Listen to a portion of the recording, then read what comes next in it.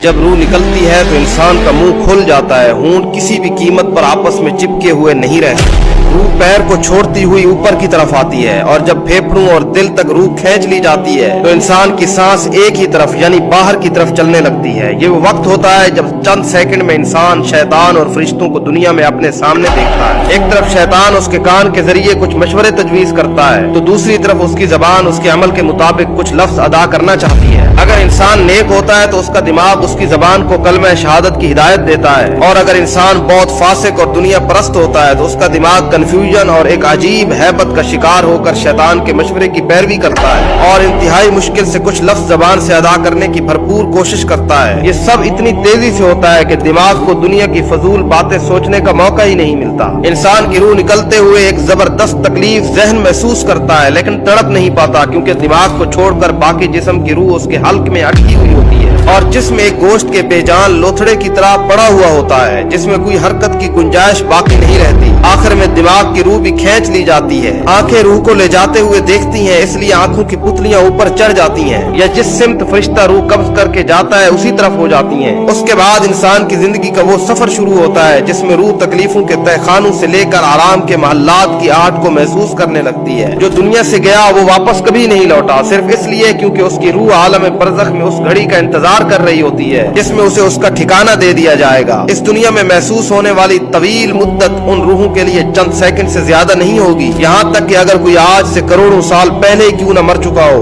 मोमिन की रूह इस तरह खींच ली जाती है जैसे आटे से बाल निकाला जाता है, और गुनाहगार की रूह खारदार दरख्त पर पड़े हुए सूती कपड़े की तरह खींची जाती है। रोजाना उस वक्त को याद करो जब मैं और आप बेसहारा होंगे और मैंने और आपने वो लंबा सफर अकेले करना होगा। ये न हो कि मैं और आप दुनिया के अंदर इतने मसरूफ हो जाएं और उस आने वाले सफर की तैयारी ही न कर सकें।